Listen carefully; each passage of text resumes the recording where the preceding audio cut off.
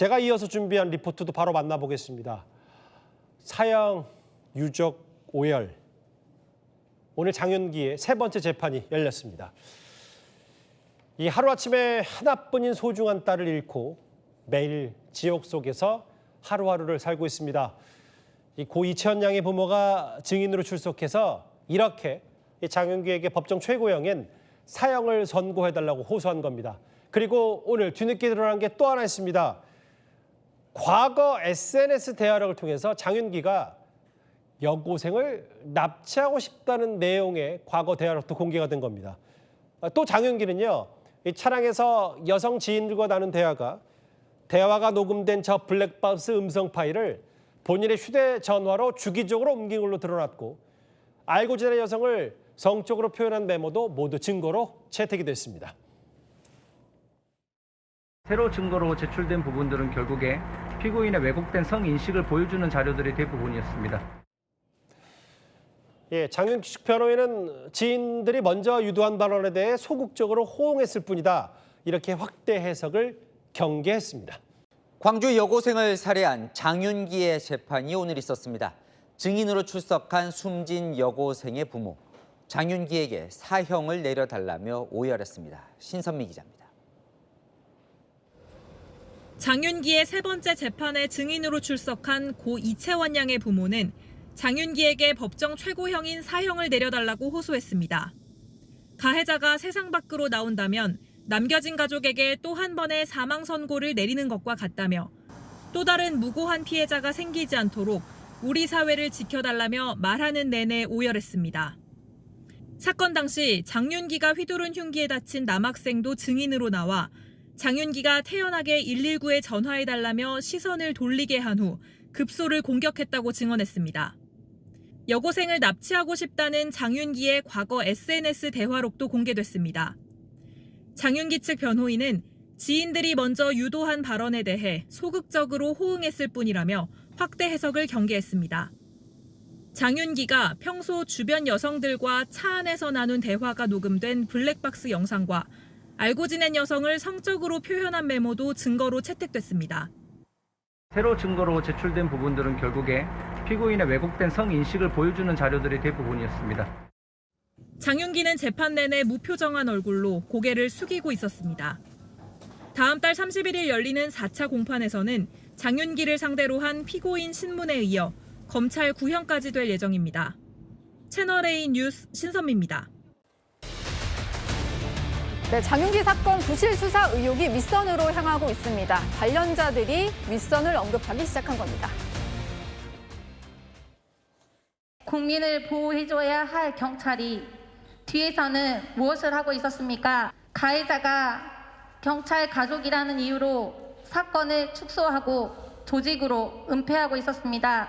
누구보다 엄정하게 수사하고 우리 채원이의 억울함을 풀어줄 것이라고 믿었던 경찰이 우리 편이 아니라 살인마의 편이었습니다. 사건의 실체적 진실을 밝혀야 할 수사 담당자가 도리어 범행의 증거물을 은닉함으로써 피해자와 유가족에게 씻기 힘든 상처를 드린 점 깊이 사죄드립니다. 구속된 강력팀장은 윗선에서 스토킹과 살인 사건을 연결시키지 못하도록 지시했다고 진술하였습니다. 네, 모두 자신의 책임을 좀 지지 않으려는 걸까요? 수사팀장은 본인의 윗선의 지시가 있었다. 그 형사과장은 광주청의 지시가 있었다. 이렇게 주장을 하는 것 같습니다. 구전우 변호사님, 그러니까 직속 상관이 지시를 해서 그런 거다. 뭐 등등 계속 윗선으로 이제 책임을 좀 전가하는 모습이거든요. 그렇죠. 지금 수사팀장이 구속돼 있잖아요. 근데 또 내일 형사과장이 영장실질심사를 받습니다. 이럴 때 자기에게 가장 유리하게 쓸 수 있는 얘기가 이제 터져 나오거든요. 그래서 저거는 과장은 되어 있을지 모르지만 알맹이에 있어서는 진짜일 거다. 예. 광주경찰청이라는 어마어마한 더 윗선에서부터의 조직적인 은폐, 조작 시도가 있었을 것이다라는 거를 충분히 추단을 할 수 있습니다. 왜냐하면 저것마저도 전혀 있지도 않은 거짓말인데 내일 영장실질심사 들어간 사람이 저런 저걸로 방어 논리를 세우면은 그 자체가 조작이나 증거인멸의 우려이기 때문에 그냥 바로 구속돼 버리거든요. 예. 그러니까 제가 보기에는 이거는 그냥 수사팀 차원에서 조작을 했어도 어마어마한 사건인데 경찰서를 넘어서 이제 경찰청까지 개입한 게이트급이다. 이제 이게 관문이 완전히 열린 것이거든요. 경찰이 통제받지 않을 경우에 얼마나 조직적으로 사건을 묻어버리고 조작할 수 있는가를 극명하게 드러냈다. 이거에 대해서 민주당에서는 피해자들이 쫓아다니면서 뭐 권리 행사하면 다 바로잡을 수 있다 그러는데 될 수가 없어요, 이거는. 예. 그리고 유족들이 지금 마음이 찢어지는 상태에서 벌떡 일어나서 저거 쫓아다니는 게 말이 됩니까? 그러니까 저거는 얼마나 저거에 대한 경각심이나 위험 부담에 대한 걱정 없이 저렇게 자행을 했는가를 알 수 있을 뿐만 아니라 저게 검찰이 이전에 봤을 때 뭐 결론 바뀌는 게 많지 않았다라는 얘기도 하시잖아요, 민주당 쪽에서. 예. 근데 그게 왜 그러냐면 카운터 직원이 맨날 사장이 장부 갖고 와봐 이러면은 조작하거나 빼먹을 엄두를 못 내잖아요. 그럼 표면적으로는 아무런 일이 벌어지지 않죠. 근데 사장이 너 이제부터는 회계장부 보지 마라고 하면 직원이 땀만 먹겠죠. 이제 그런 마음이 이제 먹어진 게 저런 사건으로 드러났는데 앞으로도 계속 벌어질 것이고 사건은 이렇게 대형 사건이 아니라 온갖 민생 사건에서도 피해자는 존재하고 그 사람에겐 인생이 걸린 문제입니다. 누군가가 한 번 더 리뷰를 해준다라고 하면은 감사한 일 아닌가요? 그게 못 믿어오면 그 리뷰하는 사람을 다시 리뷰하는 추가적인 안전장치를 둘 생각을 해야지 다 도려내버리면은 예전에 우리가 그렇게 무서워했던 일제시대 순사의 부활밖에 안 되는 겁니다. 예. 전 형사과장이 내일 영장실질심사를 받습니다. 거기서 저런 부분들을 주장을 한다는 게 저희 채널A 취재 결과 확인이 됐는데요. 윗선은 또 어떤 반응을 보일지 좀 지켜봐야 될 것 같습니다. 이렇게 조직적 은폐, 축소 의혹 수사가 본격화되면서 장윤기에 대한 첫 접견 조사도 오늘 이루어졌습니다. 일단 참고인 신분이라고 하는데요. 차재원 교수님, 예. 경찰이 특혜를 제공했느냐 뭐 이런 여부를 좀 조사하는 것 같아요. 그렇죠. 뭐 장윤기가 그러니까 여고생을 그러니까 살해한 부분은 일단 뭡니까 강간살인 혐의로 기소가 돼서 재판을 받고 있는 도중이잖아요. 지금 그러니까 특수본이 나름대로 조사를 그러니까 장윤기에 대한 조사를 하는 부분은 장윤기 아버지와 큰아버지가 현직 경찰이기 때문에 이 장윤기의 혐의를 축소 은폐하는데 일종의 뭐랄까 역할을 한 것이 아닐까라는 부분을 핵심 피의자인 일종의 뭐랄까 장윤기를 불러서 이야기를 합니다만 예. 이 부분은 그러니까 지금 장윤기의 처벌받을 몫은 아니거든요. 그렇기 때문에 아마 참고인 신분으로 조사를 하는 것으로 보입니다만 일단 장윤기를 지금 대면 조사를 할 경우에는 저는 뭐 적지 않은 수확이 있지 않을까라는 생각도 듭니다. 예. 모르긴 몰라도 장윤기가 사실은 그러니까 경찰서 유치장에 있을 때 아버지하고 뭐 몇 번 만났다고 그러잖아요. 그 과정에서 아버지가 어떤 식으로 이런 식으로 저런 식으로 행동을 하라는 식으로 지침을 줬을 가능성이 높고 그 지침의 근거로서 내가 수사팀한테 이런 이야기를 들었는데 라는 식으로 했을 가능성이 상당히 높다. 예. 그럴 경우에 고강도 조사의 경우에는 장윤기가 그런 부분을 실토할 가능성도 전혀 배제할 수 없기 때문에 네. 장윤기는 아주 주요한 참고인 신분이 아닐까라는 생각이 듭니다. 오늘 경찰인 큰아버지도 조사를 받았는데요. 역시 참고인 신분입니다. 증거인멸에 대해서 아는 사실이 없다. 내 동생 그러니까 장윤기의 아버지가 울면서 전화해서 처음 알았다. 이런 얘기를 했다고 하네요. 성추인 부대변인님. 네.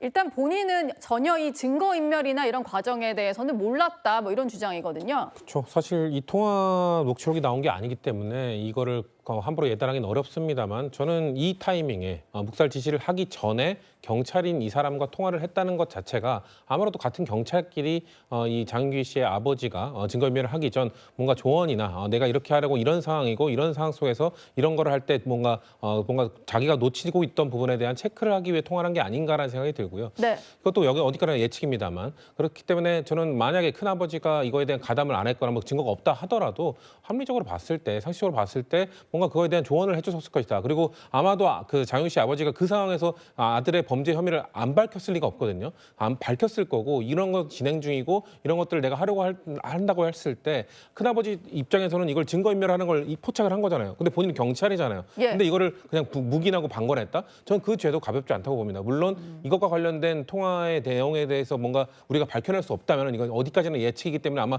법적 처벌을 받지 않게 될 것으로 전 예상이 됩니다만 큰아버지도 이 도의적 책임에선 자유로울 수 없을 거라고 생각합니다. 예. 그리고요, 주말 동안에 장윤기의 자필 의견서가 또 보도가 되면서 국민적인 공분이 일었습니다. 이런 내용이 담겨 있다고 하는데요. 내 신상이 공개되어도 엄마, 아빠, 형에게는 피해가 가지 않았으면 좋겠다. 유족을 향한 메시지는 없었습니다. 이현종 의원님, 네. 반성문을 뭐 최근 뒤늦게 내기는 했는데 제대로 사과하고 싶은 마음은 없고 그냥 내 가족이 피해를 안 봤으면 좋겠다. 뭐 이런 내용만 많이 담겨 있었어요. 그러니까 자신의 범죄 행위에 대한 죄책감이 전혀 읽히지가 않는 거잖아요.